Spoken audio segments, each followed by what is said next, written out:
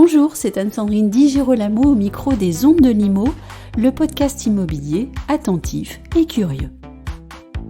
À l'heure où l'économie d'énergie s'est mue en une sobriété énergétique et où l'incitation s'est transformée en obligation, il m'a semblé tout naturel d'interroger Thibaut Guillaume, CEO de Vitrine Média. La vitrine, à l'heure de la sobriété énergétique, c'est maintenant.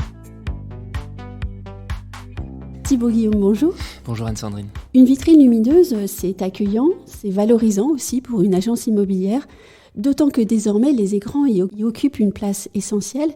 Et vous me voyez venir, des écrans, de la lumière. Comment est-ce que chez Vitrine Média, vous avancez dans cette nouvelle ère de la sobriété énergétique, et je dirais d'une sobriété énergétique qui est renforcée même depuis la rentrée ? Alors oui, bien sûr, une entreprise, elle doit s'inscrire dans son temps, elle doit évoluer et bien sûr tenir compte de la conjoncture et des mouvements et des changements. Ça fait 15 ans qu'on fait de la vitrine et qu'on permet à l'agence d'être visible et de se distinguer et de rayonner localement. Donc on est parti sur le principe d'être sobre énergétiquement, puisque à l'époque, on avait remplacé les néons par des LED. Oui. Donc, on avait divisé par 4 la consommation électrique sur nos premiers produits porte-affiches qui créaient vraiment une révolution. Donc, on avait ça à cœur que justement d'être sobre. C'était vraiment ça le parti pris, tout en permettant à l'agence d'être visible, puisque vous savez, c'est le 50-50. Hein. Il faut à la fois être sobre, raisonnable, responsable, mais aussi visible, puisque une entreprise a besoin d'exister. Donc, ça, c'était important. Aujourd'hui, effectivement, à l'heure de la sobriété énergétique, on travaille de plus en plus avec des écrans LCD qu'on vient positionner en vitrine. Ces écrans, contrairement à ce que l'on dit, ne consomment pas forcément énormément. Tout dépend de comment on les utilise. Vous savez, c'est comme un couteau. Vous pouvez faire des très beaux plats et puis vous pouvez faire du mal avec. Donc nous, l'objectif, c'est de permettre à l'agence d'être visible de façon responsable. Aujourd'hui, on prône le 50-50. Voilà, nous, on a été très vite sur le sujet à la rentrée. On a dit, voilà, votre vitrine, elle est éteinte 50% du temps et 50% du temps, elle doit être allumée. Si on fait ça avec nos écrans LCD, on va décroître la consommation énergétique de façon très importante, plus de 25%.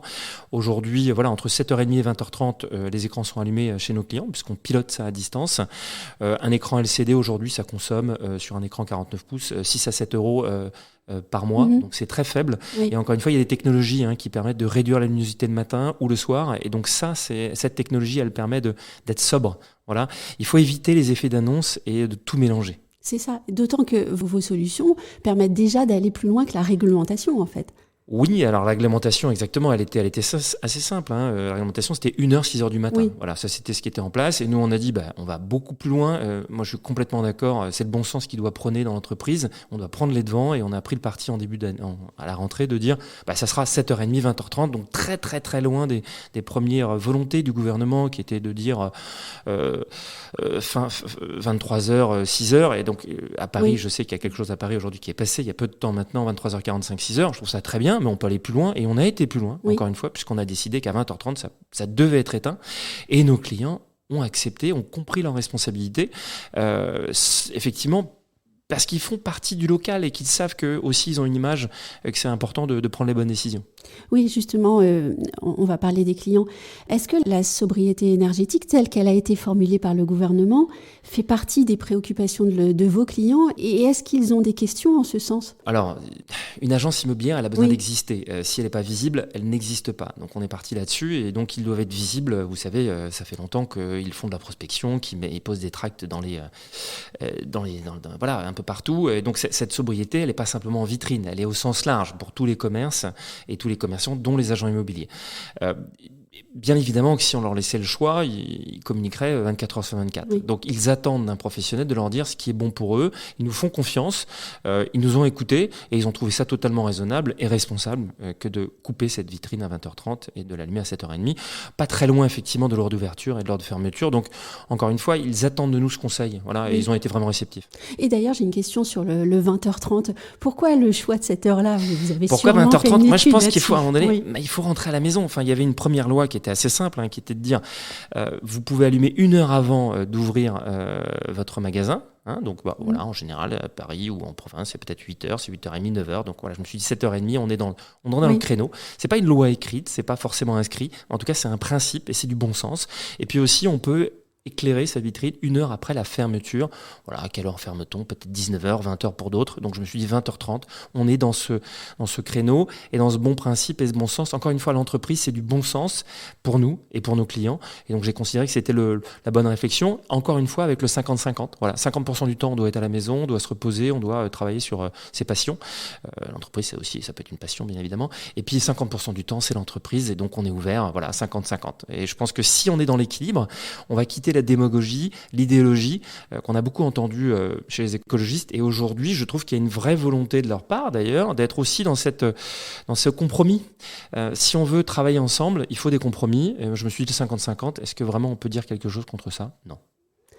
C'est quand même renoncer finalement aux amoureux du soir qui sortent du restaurant et qui vont passer devant la vitrine. C'est vrai. Et on m'a fait des retours là-dessus. Et j'ai pu discuter avec un de mes clients, d'ailleurs, en bord de mer. Il me dit, voilà, mais moi, le soir, j'ai besoin de communiquer. Certes. Mais à un moment donné, si on ne fait pas des efforts et s'il n'y a pas un compromis, on n'y arrivera pas. Et si on veut y arriver ensemble, on fait des compromis, on tend la main. Voilà, et c'est comme ça qu'on réussira et qu'on continuera à pouvoir communiquer localement. D'après vous, à quoi ressemblera la vitrine de l'agent immobilier d'ici 5 ans ou d'ici 10 ans ? Et si vous ne voulez pas vous lancer dans ce jeu finalement un peu dangereux du jeu de la boule de cristal, j'aimerais bien savoir quels sont les produits sur lesquels vous misez pour accompagner les agents immobiliers dans ce monde qui est en transition. C'est une question que je me pose depuis 15 ans, la transformation de la communication au sens large de l'agence immobilière.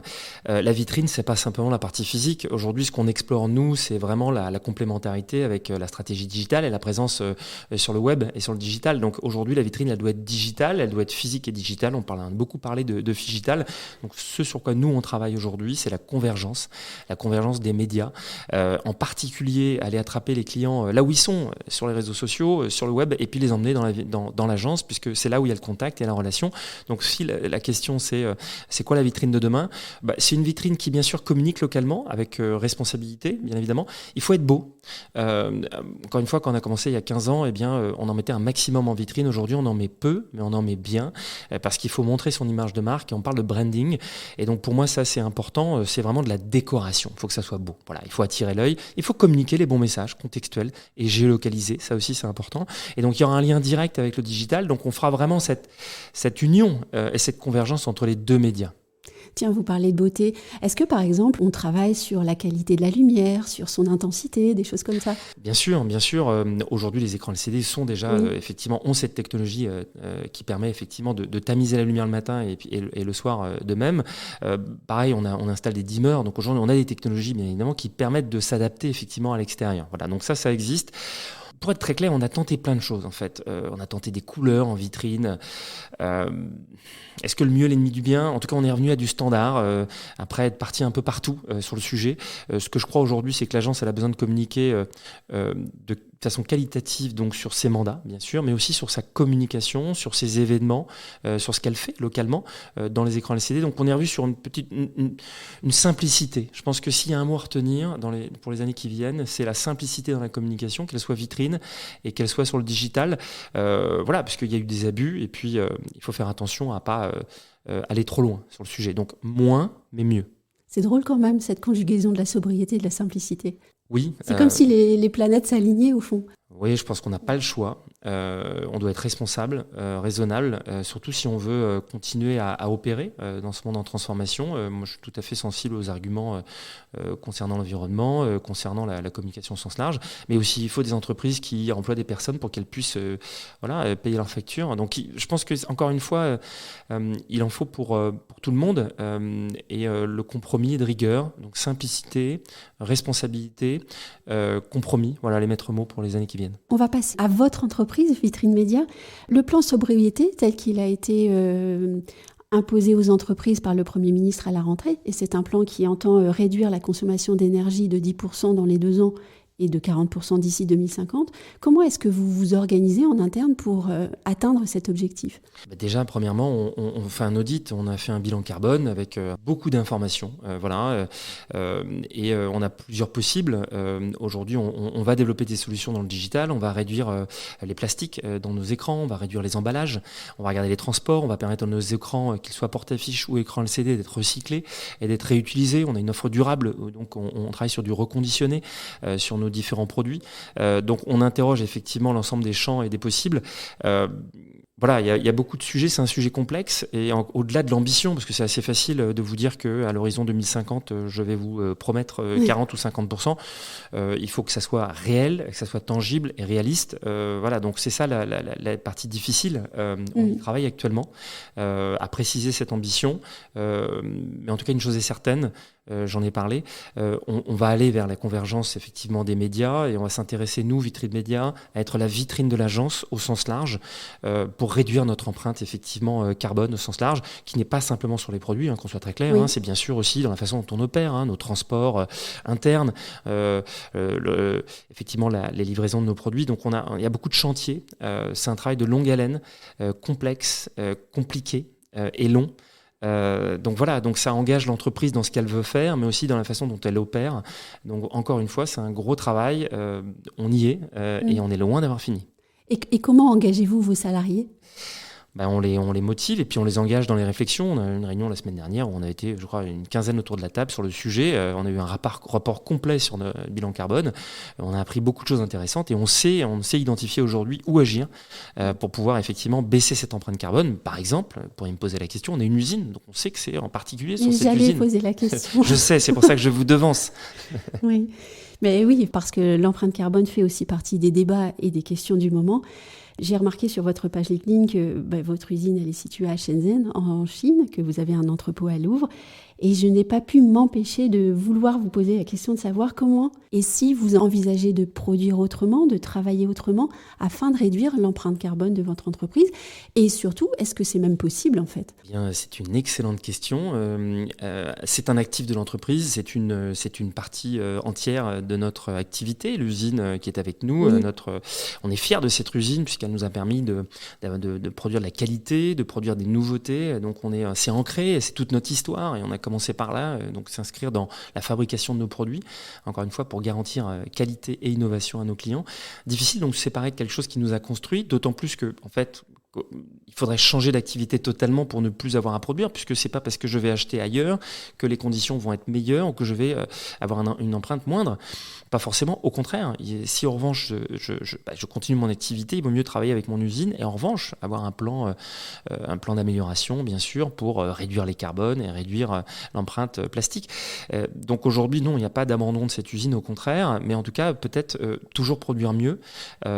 Et puis, vous le savez, on produit, mais aussi on achète. On achète, que ce soit chez LG ou que chez Samsung, et donc on vient acheter des produits qui sont en dehors, et qui ont aussi, ce sont des prestataires et des fabricants qui sont engagés. Donc c'est à la fois ce qu'on fait nous dans notre usine et ce qu'on achète en dehors.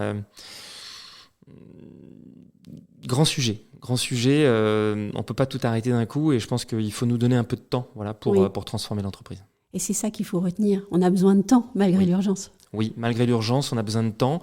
On s'engage. Je pense que le maître mot, c'est l'engagement vers un monde différent, vers un monde qui prend en compte des problématiques environnementales. La technologie, elle va nous aider à passer le pas. Vraiment, je pense que là, le plus important, et c'était le premier point, c'est la prise de conscience. Elle a eu lieu.